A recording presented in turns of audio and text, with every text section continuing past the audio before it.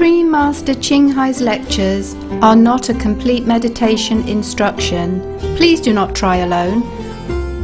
For free of charge guidance, please visit www.godsdirectcontact.org or contact any of our centers near you. The Christian and Buddhist monks and the Buddhist nuns have the head shaved, and the Christian nuns have the head hidden. Are they cut their hair short too? Yeah, no, hide it. they're Yes, hiding. okay. And so I You want to know why? yes. It's a tradition, all right? In India, when you want to renounce the word, even just 1 day, 2 days, that's allowed. And then just to symbol your renunciation, the teacher or the one who is responsible for that ceremony will shave your hair. But afterwards you grow it back again. Or even after you became a monk and become a monk permanently, you still can continue to grow your hair after just that one time shaved. But some monks never shave their hair. They don't care. The Indian monks are truly understanding more. They don't care your hair long or your hair short. They know the spirit of monkhood, okay? Maybe that's why the Christian do not have to shave the hair. Why should you? The Christian follow Jesus, you see? You see? A Christian and Jesus have long hair, see? That's why they keep it that way. And the Buddha has no hair. No, he shaved the head, you see? And all his monks shaved the head. So they follow Buddhism in that period of time when people shave their head to symbolize renunciation. So they just follow the teacher. But it's just a tradition, okay? And sometimes people do not understand the true tradition. So they force people to shave the hair all the time. Or sometimes people shave it and feel cool, so they shave it all the time. Actually in India, one time only, to symbolize renunciation. And you can do it as often as you want, every time you want to renounce the world for a few days, or a few weeks, or a few months, few years, whatever. It's not compulsory that you have to follow the monkhood the whole of your life. Never. And it's not compulsory that you have to leave your hair shaved the whole of your life. Never. You can do it if you want. But in India, things are very flexible, open-minded, and broad. You know, everybody happy, most of the monks are happy. They don't bother about hair. Some monks, they leave their hair so long that when they walk, it's trail around them, you know, behind them, like a train. Yeah? Yeah, and they put sometimes cow waste to mat their hair together, so the fleas don't breathe in their hair, and they never wash their hair, and that's their kind of renunciation.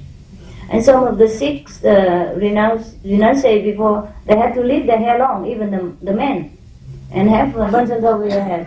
Oh, that's their renunciation. And the Sikhs have to grow beard as well, not women. Okay, don't worry. Grow beard. That's their renunciation. For example, you know, it just symbolizes their school of thought, and people look at them and know, this one belongs to Buddhist. That was it was the idea in the old time. But when the Buddha died already, you have to find another school, the living school of Buddhism, to study. Whether you want to shave your hair or not, it makes no difference. As you already know, it's proven to you. Nah? After initiation. Hello, Master. Oh, you're from France? No, England. England? Yes. Oh, last time I saw you in France. Same beard, same hair, same mustache. Okay, go on. I don't know if this is an appropriate place to ask this question. Why not? I had the story of the one disciple of Buddha who came before, and he had a chance to ask his master to stay in the world forever. Yes. But he missed the opportunity. Yes, Anand and Shakyamuni Buddha. Yes. And I was wondering why I have this thought. So I'm thinking... I could explain to you why it didn't happen, huh? You know, Is that what you want to know, right? Okay, I explain to you. Okay? That is the work of God too, even though it is hindered by Maya, but it's supposed to be like that. Yes. Can you imagine if the Buddha stay here forever, then you will not practice. You take everything for granted as long as it's everlasting, easy approach, you know, easy get, easy forget. So the Buddha has to go, he has to die. One day or another, one way or another. That is very good for mankind. Don't do the opposite.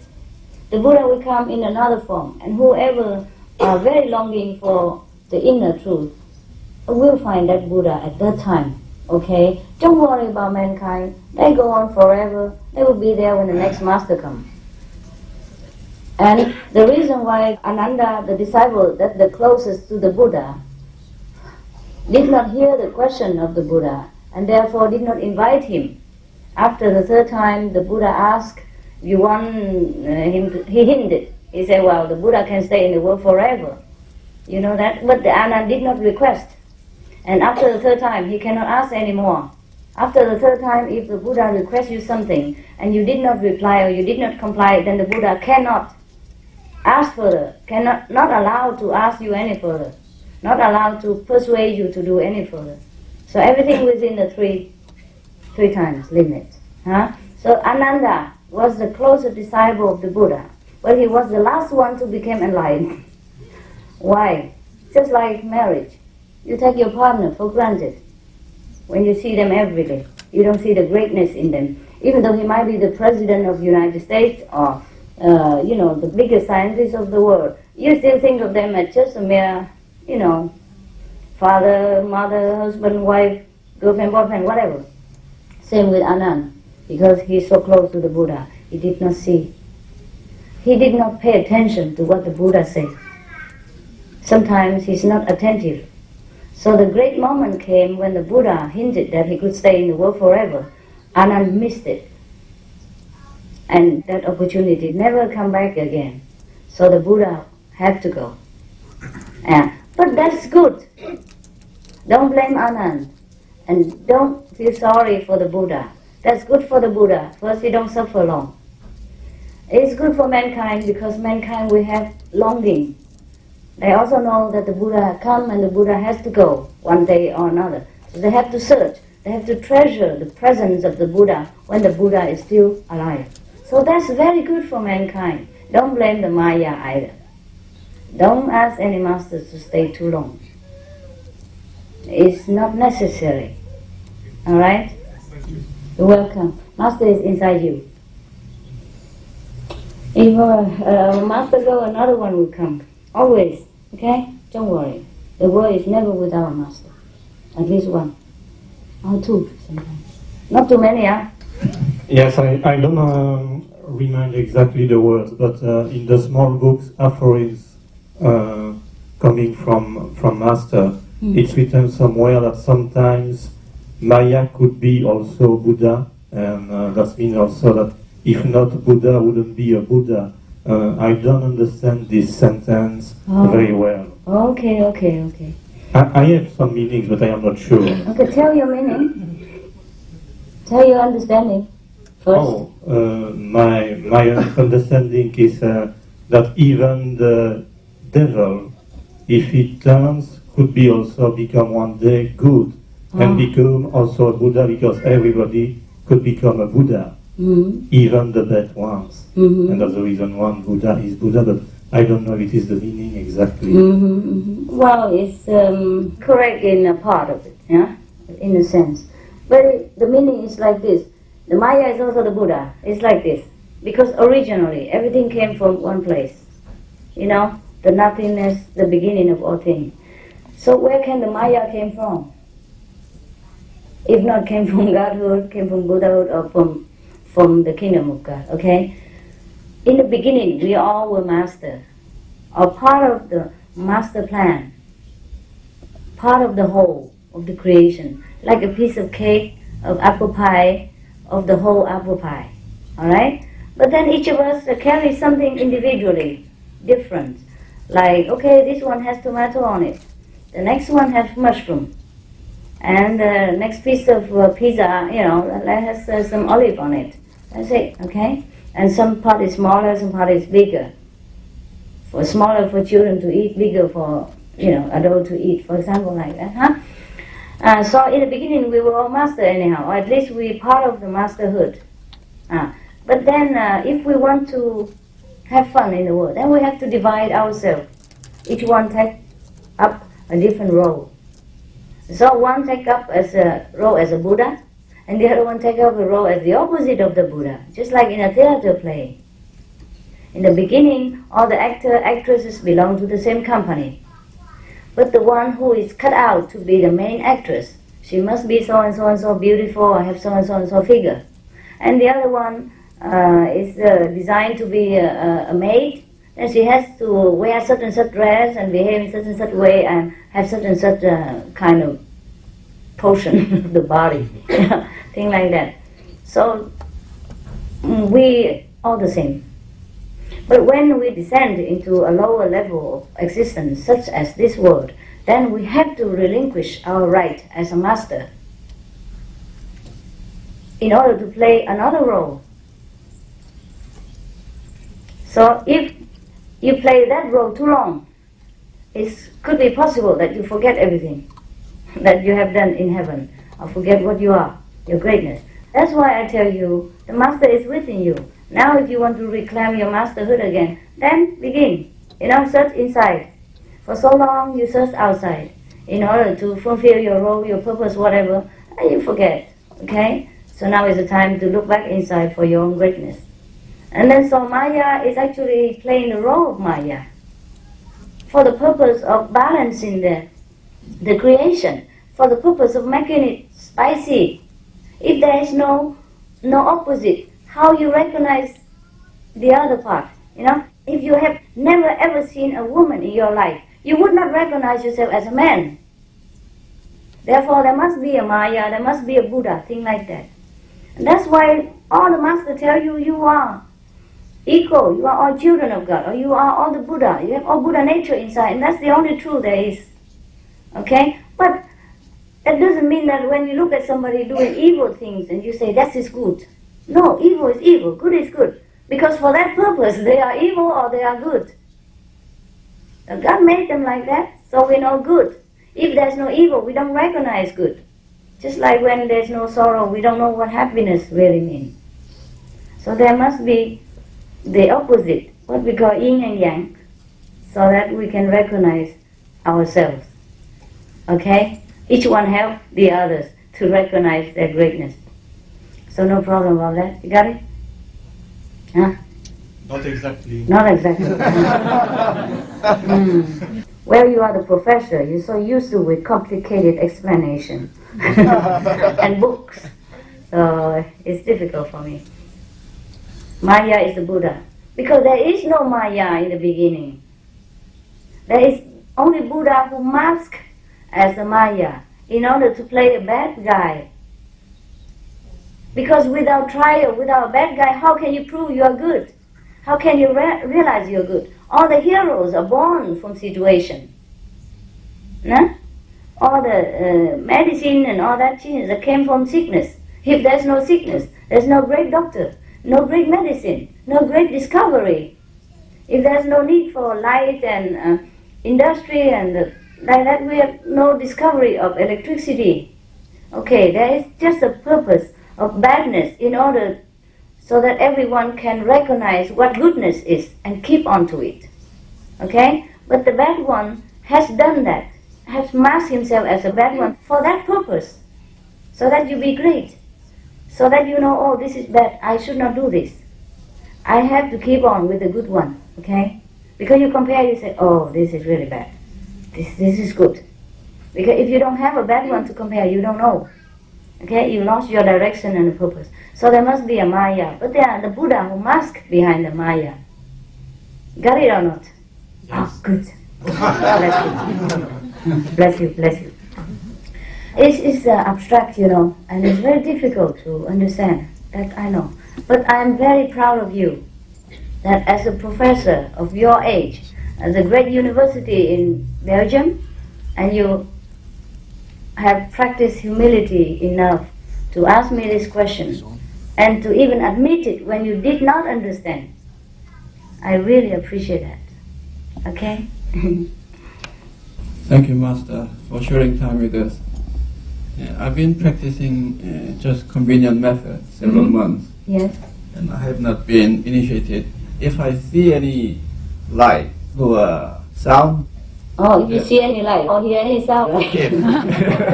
then how can I recognize or judge whether it is true or false? Okay.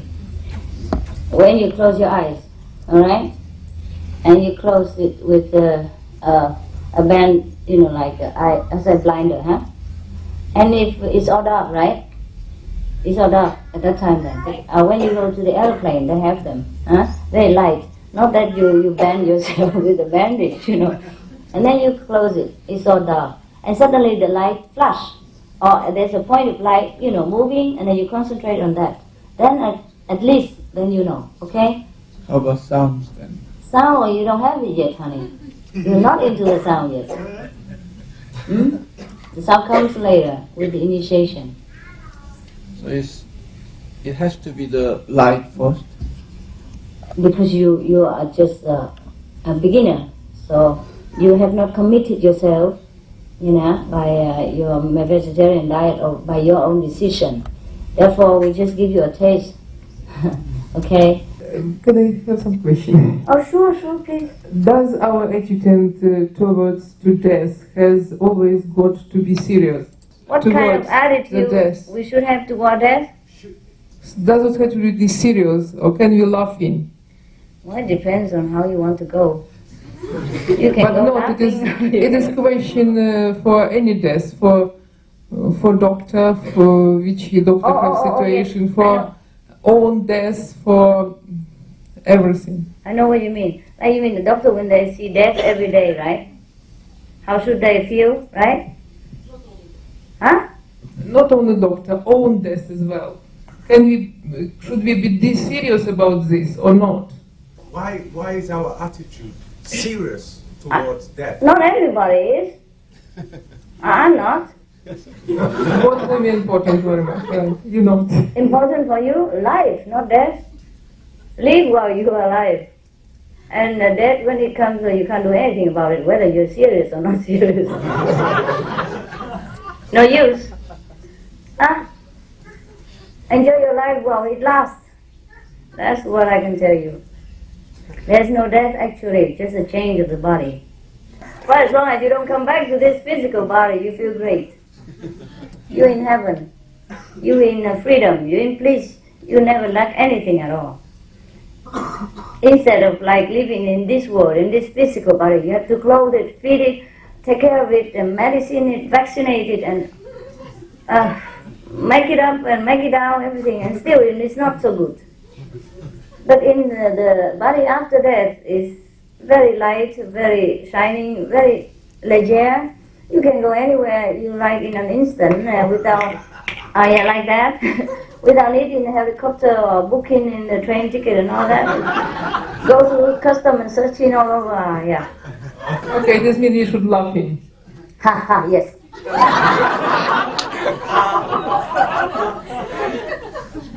But I'm afraid at that time you have no more muscle to laugh, you know.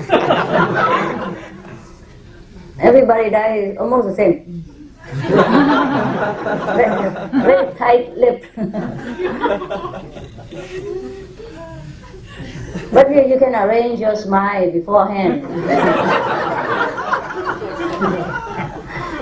like you say to the cremator, you know, say, oh please stick to toothpicks, you know,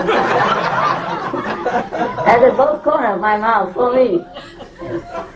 They can do everything nowadays, the makeup artists, you know, for the dead. Don't they, can they? Yes.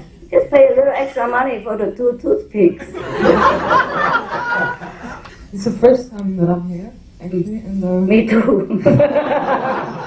I've never been here before. I'd like to ask you about an experience I had a couple of years ago. Yes. And actually, I went through a very difficult time for my life, and I came out at this time, and after a couple of months, I talked to my cousin about it, and she was very much into meditation at that time as well. And she gave me a massage, and then she said she's gonna give me some energy with her hands around my head. And when she was in front of my forehead, I kind of switched off and saw myself sitting on a train, like going inside of a mountain and going down in circles, and it was getting faster and faster and faster. Like I felt I'd go through the whole time of my life again, the bad time. And Bad time? No, I went Only through a the big bad time? crisis. When she moved in front of you, you re-experience all the pain? Yeah, kind of, yeah. This is a kind of hypnotism. People use that in therapy. All right, no, it went on. So I woke up kind of way, and I just want to get out of this feeling. That's good. And my cousin said, like, sit down and pray for this white light. And I really had this very strong feeling here in front of me, and I had this purple oval ring, and this white light came, and it was just like basically it was a feeling of everything exists at the same time, like good and bad. So you want to go back to that kind of painful past experience again? No. That's what you call experience? No, it's just the experience I think about is this white light, actually. The white light. The white light will come. Yeah. When you let go of the past black light. Okay? Yeah. Let go of the attachment for the past experience. And let go of the expectation.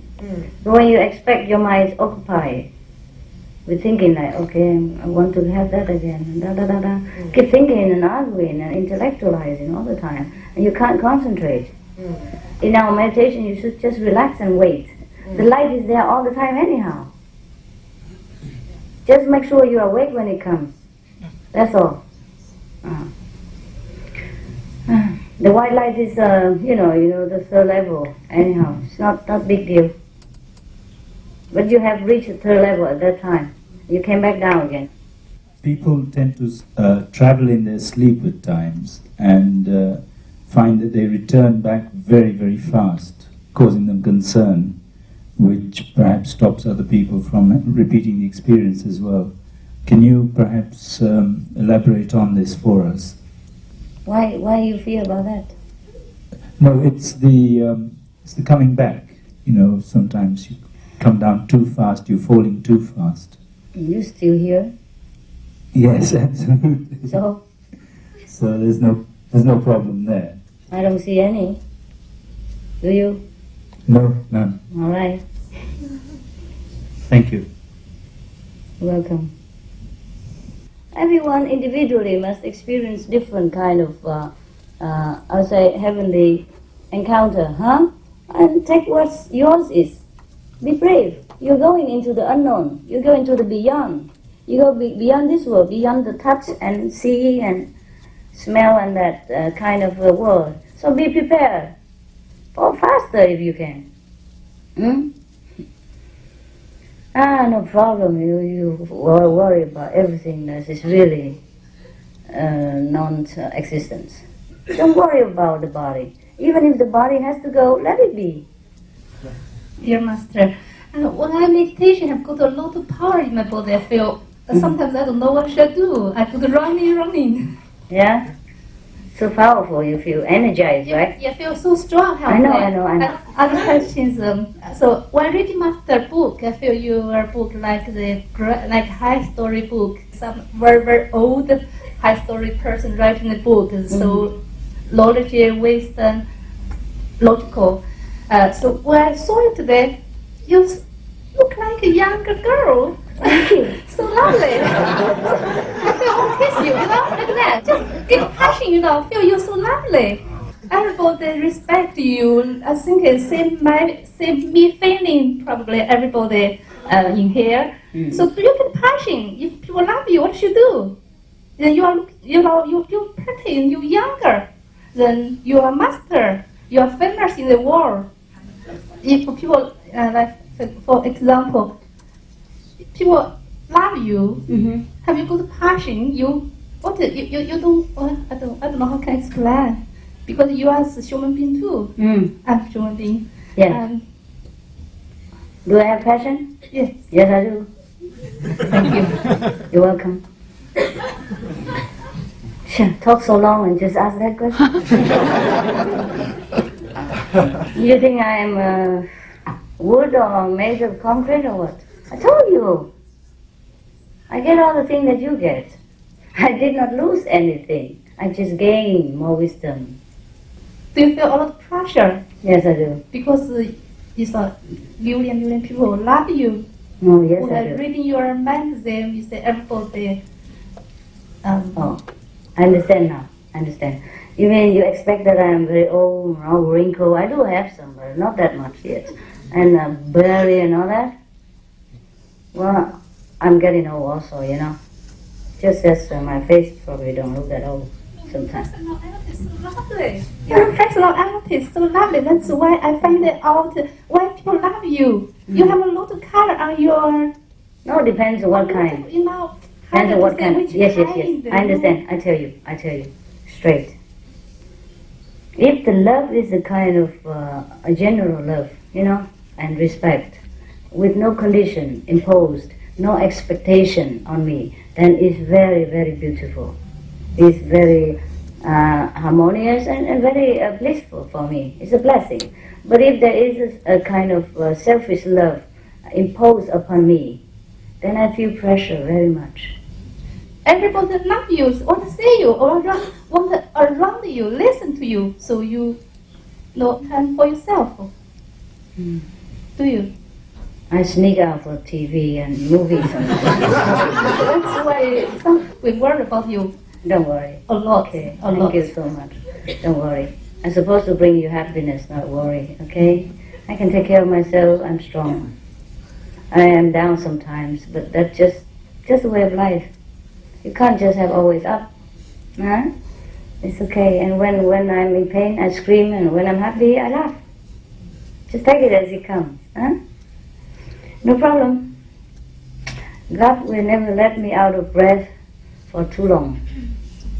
He'll give me an oxygen mask. When I nearly die, he said, okay, here, get it. 5 minutes. So I feel master like an angel. Angel? Like a master. Angel? I feel that. Oh, I'm both. Yes. Actually, when we practice, we become younger, energetic, and uplifted. And when people are uplifted and positive, they look younger, more lovely. Everybody likes uplifted person. Nobody likes miserable and uptight personalities. That's all, okay? And most of the time when I'm with you, I'm very happy because I'm honored by doing the job that's assigned to me. And when I see your lovely face, your, loving glance, and your satisfactory smile of seeing me, then I cannot be miserable, or I cannot think of any sadness anymore. So most of the time when you see me, talk to you, you always see me, I'm very happy and smiling. And that makes me look younger and more lovely, like every of you. Right? It's just natural. Thank you for the compliments anyhow.